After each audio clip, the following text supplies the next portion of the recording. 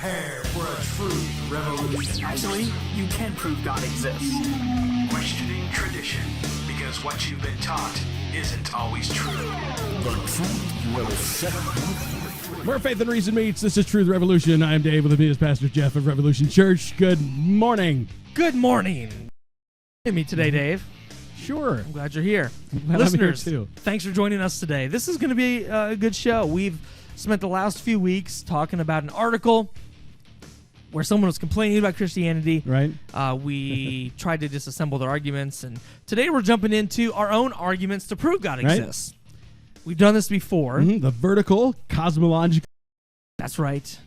And so we're going to tackle this, a way to prove that God exists and to know that he exists. We also got an email question, book recommendation, and a Bible Contradiction.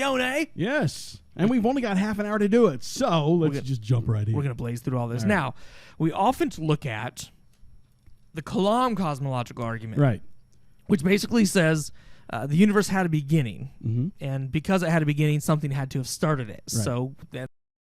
Right. So I guess there's not really much outside of the universe. Right. And we do often talk about the teleological argument. Yes, which is the designer. Yes. So the world looks designed, it's specific, it's complex, it's put together well. Right. This is different than both of those. This is neither the cosmological or the teleological. This is the vertical cosmological argument. Yeah. All right? We're going to argue that God doesn't, not just that he began the universe, but that he continues to sustain the universe. So in other words, if you have a roll of packing tape, go get it. And wrap it around your head just so you can keep your head together. Yes, because pretty soon your head is going to make a sound. That's right. So it's going to get a little hairy. I admit the vertical cosmological argument's a little bit more difficult to understand than some of the other ones, but hang in there. Right. We're going to bring this down to earth. Right on. So, Dave, if you'll join me at the vertical cosmological argument. Yes, let's do it. Okay. All right. It goes like this. Now, if you're not used to philosophical arguments, what we do is we have two premises and then a conclusion. So we say line 1, line 2, and because of those two things, number 3. Right. So it goes like this. Number 1. Everything in the universe is dependent upon something else. Okay. Is there anything in this universe that can be proven to be not dependent on something else? Okay, we're gonna examine that. Okay. So that's line 1. Number 2, if everything is dependent, then the whole universe together is dependent. Okay. We're also going to examine that. Right. And if it's true that everything in the universe is dependent on something else, and it's also true that everything is dependent, then the whole universe together is dependent, then it must be true. Therefore, the whole universe is dependent on some independent being beyond the universe for its current existence. exactly. Now, So what you're saying is that God actually takes initiative and works to make the universe continue to exist. exactly. Like the universe is dependent upon God Right. to keep existing. Since everything in the universe is dependent, when you put them all together, the universe itself must still be dependent upon something, and that must be God, who just. Right. So let's look at these just a little bit more in depth, All right. because we don't want to just throw that out there and then be done with it. Right. That's not our style. All right. Number 1 says that everything in the universe is dependent, and this should be obvious. This should be obvious, all right? Dave, you are dependent upon Oxygen? Sweet, sweet love. Yeah. Well, okay, yeah, Love- oxygen. You are dependent I am. upon oxygen. Yes, a little bitty molecule. You are also Actually, dependent it's upon what? And that's an atom, actually. You also are dependent upon water. Sunlight for my vitamin D. Yes. You are dependent upon I depended on God for my salvation.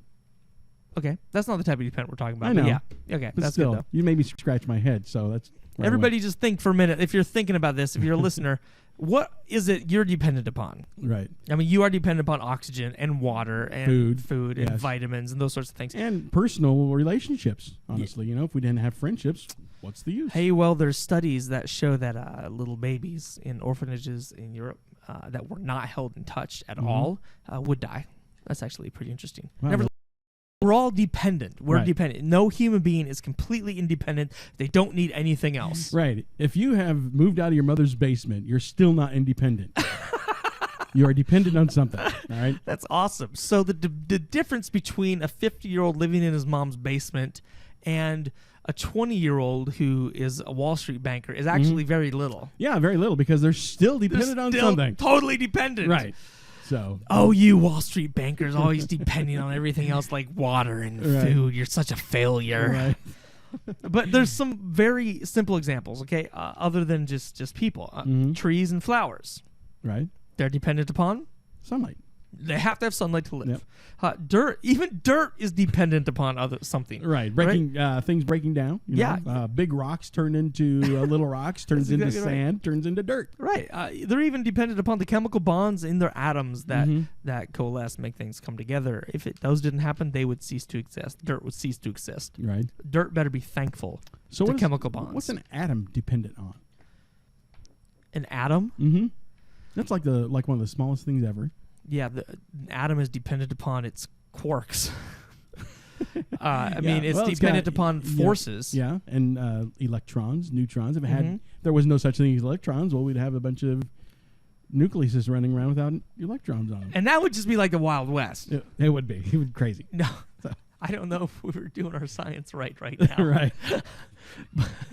But I mean, the atoms are dependent upon the forces, and the forces didn't exist in the way they exist right now. The atoms would be completely different, maybe cease to exist. Right. We're breaking it down a little bit further than my brain was ready to go. But this is basically everything is dependent upon something. Right. Right. Okay. And so let's. So I went where your brain was unprepared to go. Can we get some clapping, please? My brain. You just did. You just did it, Dave. Thank you very much. And the first time for everything. Right. You said what atoms depend on. I was like, All right. Moving on. Number 2. If everything is dependent, then the whole universe together is dependent. Okay. Read that again slower for listeners with slow ears. If everything is dependent, then the whole universe together is dependent. Okay. So if everything's dependent, then the whole universe together is dependent. We show what this means. We use music collections as an example. Right. Okay. What? I just read a little further here. That's, carry on. Let's not give it away. Let's actually, you know what? Let's do the Bible contradiction right now because I think it's time. Right. Bible contradiction. All right. Bible contradiction today brought to you by BibleViz.com. Did any Moabite enter the congregation? They want to know. Deuteronomy 23:3 says, "An Ammonite or Moabite shall not enter into the congregation of the Lord. Even to their 10th generation shall they not enter into the congregation of the Lord forever." Whoa. Wow. No Moabites. Nehemiah 13:1 also supports that. On that day they read in the book of Moses in an audience of the people, and therein was found written that the Ammonite and the Moabite should not come into the congregation of God forever. So anti-Moabites. However, Ruth 1:4 says, "And they took wives and women of Moab." Oh. The name of one was Orpah. And Ruth, and they dwelled there about 10 years. You didn't know Oprah was a Moabite, did you? It's Orpah, not Oprah. Oh. Sorry. All right. Okay, so is this a contradiction? You know what? I'm going to assume that it's not. That's a pretty good assumption if you listen to this show. So hit me with it.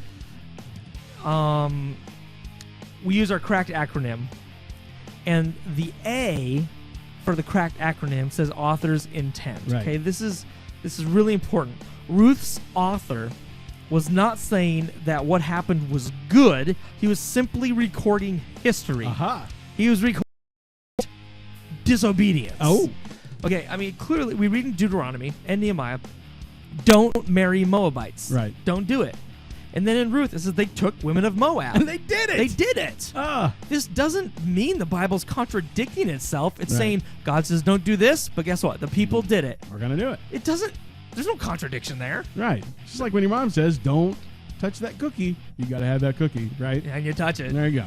Well, you know, if there's any contradiction, it's that the people were contradicting what God had told them to do. Right. Amen. And it was the people who were disobeying. That's the only contradiction you got going on here. But what's also kind of neat is, Matthew Henry, just so you can, this is not something we just made up. Matthew Henry is a commentary from hundreds of years ago. He says this about the book of Ruth when they took Ruth from Moab. I'll agree that this was ill done. The Chaldee says they transgressed the decree of the word of the Lord and taking strange wives. Yeah, strange Strange. wives. I know a couple of guys here in the church that are kind of Strange. They think you took a strange wife. Yeah, obviously, right there, he means foreign wives. Right. It's just a really old way of saying that. So they weren't supposed to do it. All right. Now, the other interesting thing here is if you know our cracked stands for knit together. And this means, look, from Genesis through Revelation, there are these threads that are knit together that you have to look for. Right. Certain reasons things are recorded. And, of course, the author's intention here wasn't to say that it was okay to take a wife. He's not trying to communicate that at all. But if you know the book of Ruth, you know it's a story about someone named a kinsman redeemer. This is someone who steps into a family and saves people who are in dire need. Right. So he steps in, he saves this woman named Ruth, who was a Moabitess, who shouldn't have been able to own property, shouldn't have been there, shouldn't have been in the congregation. They shouldn't have married her. She was really she didn't belong. Right. She was a strange wife. She was Right. strange. Mm-hmm. She didn't belong. She was, in some senses, they would have said like a sinner. She's not like one of us. But you get this kinsman redeemer who steps in and redeems her, saves her, even though she didn't belong. And this is a picture. If you pull the thread, you find this being tugged in the book of Matthew, Mark, Luke, and John, where Jesus becomes our Redeemer. Amen. And you find that here is a man who is perfect, Jesus Christ, the Son of God, who is redeeming you and me who are not perfect. We don't belong. You and me, Dave, we are the strange wives. Hey, now. But we are the strange ones. Right. And though we don't belong, though it was wrong for us to come into the presence of God, Right. just like it was wrong for Ruth to go in the presence of God in Israel in the temple, we're redeemed anyway. Right. That's the whole point. That's why it's knit together. Right. The author's not saying it was good for them to do it, but the author is saying, look, this is what they did. They disobeyed God, but guess what? There's a bigger Redeemer here, and he is working on behalf of God to redeem you. Yeah, it's types and shadows that we talk about every once in a while. You know? Types and shadows is really, really good stuff. That's the answer for Bible Contradiction today. Bible Contradiction. You know, that's actually a really good one. Because, I mean, I love types and shadows like that because it's a reminder that, hey, you know, a lot of people say that God just worked through the Jewish people. Yeah. That's not, I mean, he worked through them, but, you know, he wasn't here just for them. No. Hey, because they took a Moabite wife. We are Moabite wives. You know, similar to that. So it's like, it's redemption, man. And and for that, you know. Yeah, man. we were the people who are far from God, Right. but we're redeemed even though we'd screwed up. Because I'm a sinner, dude. Yeah. Thanks for helping me use my words, Jeff. That's all right, Dave. I like it when you use words because you're a big boy. Wow. I am too. All right. Now we're going to get to the vertical cosmological arguments. Okay. I'm going to back to this a little bit. All right, so just to review, everything in the universe is dependent upon something else. Right. You agree with that? I do. Okay, Because everything depends on something. We cannot find something that is not dependent on something else. Exactly. There's nothing when you picked it up, you're like, wow, this thing, if I took everything else away in the universe, Would this still thing exist. would sit here by itself and just Right. continue to exist without any problem. Not happening. That just doesn't happen. Right. So, if everything's dependent, and this is number 2, if everything's dependent upon something like that, then the whole universe, even when it's together, is dependent upon something outside the universe. Right, like the field of screaming babies. You know, just you have just one screaming baby in a field. It's dependent on something. Yeah. Just because you add another screaming baby to it doesn't make those two things independent. Stop reading ahead. Oh, I'm yes, sorry. no, I you're wasn't exactly reading. right. Like that's exactly right. Right? People say, well, you know, you could put some dependent things together, Right. and they become independent. And they try to talk about stuff like, well, you put 4 sides together, and they don't just become walls; they become a whole room. Right. Yeah, but those things weren't dependent. Like, you put dependent things together, like a crying baby. You put it with another crying baby, it does not become less dependent. Right. You put 1,000 babies together who are all crying, they are not any. Now it is 1,000 times more dependent. Right. But those walls, each and every one of them, are still dependent by themselves. Okay, yes. Now, we're going to come back on the other side of this break here. Right. And we're going to figure this out because we got some really good analogies to help you understand what this actually means and how this show's God exists. Good. All right, so we're going to take a break, but get out to truthevolution.tv. Right. We got past shows. We got truth shots, 60 seconds of truth. And you got to get to Revolution Church. 9 and 11 every Sunday morning. Love to have you, no matter what you're wearing. Coming out, Revolution Church. Truth Revolution. My dog says I'm not a dependent. Yeah, Dave. This is where the IRS is. Everybody's dependent upon something. Right. Okay. But nobody's claiming me. I say this is where the IRS is wrong, right? As if it's the As only if it- place. Let's not get into the political talk. Let's move along. Nothing to see here. All right. Yeah, I don't want to offend anyone from the IRS. All of a sudden, we're getting Right. audited because of the radio show. Right. All right. So, number 1, everything in the universe is dependent upon something else. Right. We've established that. Number 2, if everything is dependent, and we say it is, then the whole universe together is dependent. Right. Right. Now, we can show what this means at collections. Okay. Imagine a friend of yours collects CDs with polka music. Okay. You got a lot of friends who like polka music? I can't be a friend with somebody who listens to polka music. So. I'm just kidding. Is correct. No, Weird Al. Weird Al. There's a lot of polka. Yeah, so. that's true. Okay. All right. So if every song on a CD was polka style, then the CD would be a polka CD. There you go. Okay. And if every CD in his collection was of polka music, then his collection would be a polka collection. That's right. Now, let's look at an example without the word polka in it. Okay. That would be a good idea. That would be a great idea. If you begin painting a board and every swipe of paint you use is white, then the board will be white. As long as you get done with it, yeah. Yes.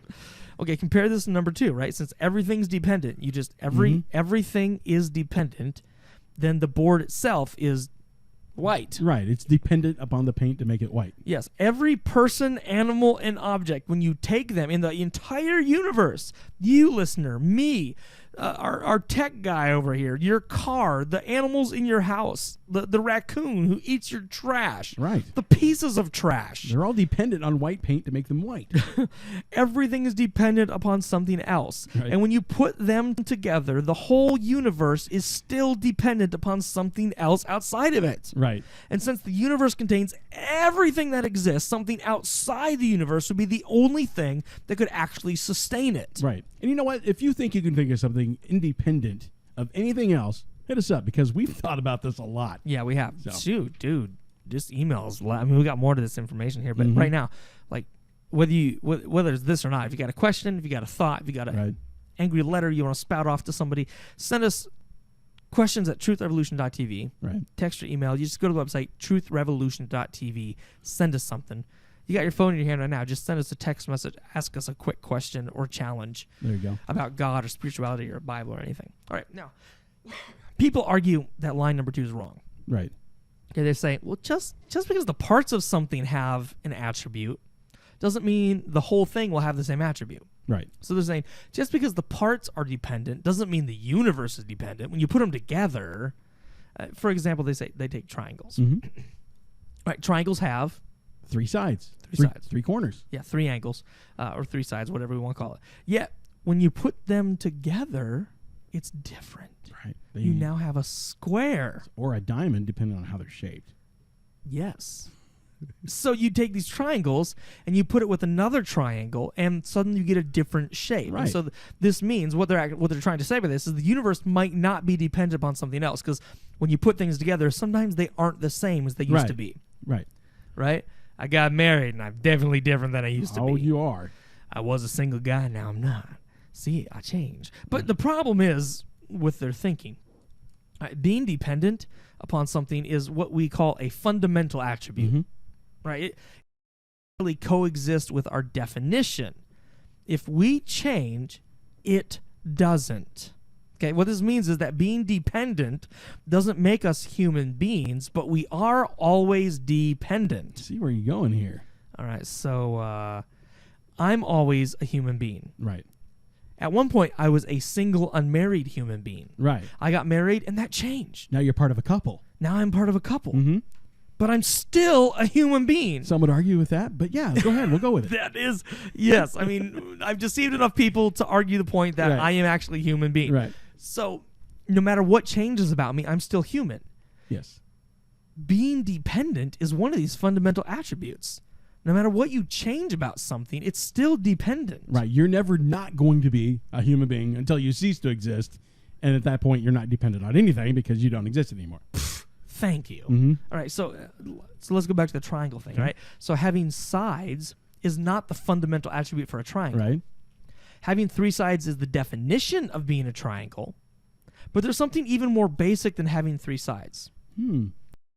Fundamental attribute of a triangle. It's a shape. Thank you, Dave. It's a geometric shape. Right. Understanding that, when you put 2 triangles together, what happens? You get another geometric shape. Yes, you get another geometric shape. A square or a diamond. Exactly. Even though though it changes, whatever. Even though it changes from a triangle to a diamond or from a triangle to a square, it's still a geometric shape. Whatever fundamental attribute something has, it will always retain that fundamental attribute when paired with something of the same fundamental attribute. Right. So basically what we're looking at is everything in the universe can be broken down to have at least one attribute to where it's dependent on that attribute, on other things. Well, I wouldn't say you can break it down to having the one attribute of being dependent, but I would say that you cannot break it down any further than it is dependent. You can't go strip it any lower than that. Right, and that's why I said the word at least. Yes, at one least. Thing that's. Thank you so you want for clarifying that. Sure. I'm a jerk. So when you pair dependent things with other dependent things, you end up with... dependent things. Thank you. An entirely dependent universe. Doesn't matter how many triangles I put with other shapes, more triangles or squares or circles or rhombuses or parallelograms or pelaangles. Or what? It's a new shape. I just made it up. Right on. There you go. Doesn't matter. It's still a shape. A shape. Thank you. So, for example, the baby thing now. You put a baby in a forest. Since a baby is completely dependent, it would die. But if you put another baby with it, does it become more independent? No. Because being dependent is pretty stinking fundamental to being a baby. Right. It just became twice as dependent. Put 1,000 babies in the forest, just becomes 1,000 times more dependent. Putting dependent things together only makes you more dependent. Right. So, since this is true, we know number 3 is true as well. Right. So let's go back over this argument really briefly. Okay. Number 1, everything in the universe is dependent upon something else. Number 2, if everything is dependent, then the whole universe together is dependent. Number 3, therefore, is dependent on some independent being beyond the universe or its current existence. In other words, since the universe is so dependent, we cannot ignore this fact. We have to say, wow, if our universe didn't have something outside of it, keeping it existing, we would cease to exist. Right.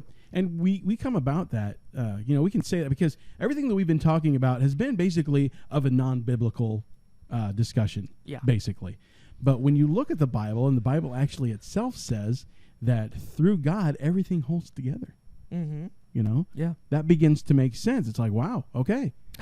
So we put this all together, and we understand now that there is a God outside of our universe that's holding everything together. Absolutely. I'm not going forward too far, am I? No. Okay. I just want to let's go ahead and do the listener question. Are you ready to do that sort of listener Do it. question? All right, let's do it. I got a question. All right. Listener messaged and asked, basically, I believe, but I still have lots of doubts. I have these questions in my mind, and is it okay to ask them? No. Stop it. I know that you don't necessarily believe that, Jeff. Yeah, I'm just being sarcastic. Right. The listener right now they're like, what? Confused, yeah. No, the thing is that, and we talk about this all the time, God gave you a brain. Yes. I mean, we have one of the more complex brains on the planet for a reason. You know, God gave this planet to us to basically dominate. You know, everything's supposed to be in our care. And so he gave us that tool to use. Yeah. You know, and we're supposed to use it. And so let's not go through our daily lives acting like we don't have a brain. Let's think about things. I know it's really a strange thought that people think that maybe a Christian might have a brain. But we do. And so it's good to ask questions because you never learn anything unless you do. Yeah. You know, who gave man wisdom? God did. Yeah. I mean, it wasn't Satan who gave man wisdom. No. And we're not talking about challenging God here. We're talking about asking real questions. Hey, I got a real question. I'm curious about this. Right. Imagine you're in a classroom with the most intelligent teacher that has ever existed. Right. Okay, this teacher basically knows the answer to every question. And he's also really patient teacher. He loves his students. He wants them to succeed. Is that teacher ever going to be upset when a student honestly has a question? Absolutely not. That teacher would never be upset. He's caring. He wants you to do well. He already knows the answer to your question. All you got to do is ask. And he would love the fact that you're probing and asking and thinking and working. Amen. No teacher's going to chastise a student for digging deeper. Right. Unless they're an evil teacher. Right. I want to learn more, and that's music to a teacher's ears. Exactly. And put it in perspective of God. God is, he knows all things. And he is also patient and gentle, and he loves you, and he wants you to know the truth. Asking questions is going to lead you to the truth. Amen. And he wants you to do this. So now, again, we're not talking about challenging God, shaking your fist at him. I mean, even the most knowledgeable, patient teacher in the world, if he had a student get up and shake their fist at him, he might say, dude, that's detention. Right. Right? Because they're not asking questions. They're just smarting off. Yeah, being that way to be that way. But, yeah, man, yes, ask questions. God designed us to ask questions as long as we're really seeking to find the absolute. I got a question. All right, so this brings us to the end of our show today. Really quickly, before we go, I'd like people to check out a book. All right. This is our book, A.W. Tozer's The Attributes of God. If you're looking for a book to read, this Going is old school. by an old dead guy. But if you want to know, we're going to cover an attribute of God in our radio show soon. But if you want to know more about the attributes of God, what God is like, just check out this book, The Attributes of God by A.W. Tozer. There's 2 volumes to it. I mean, he goes into all the different things that God is. God's self-existence, his powerfulness, his all-knowing, his sovereignty, his faith, his love, and what it means that God is these things. So if you want to know more about God, there's a really good book, 2 volumes there to check out. All right. All right, TruthRevolution.tv and Revolution Church. 9 and 11 every Sunday morning. I don't know why you're not here right now. We are. Come on out to Revolution Church and TruthRevolution.tv. See you next week.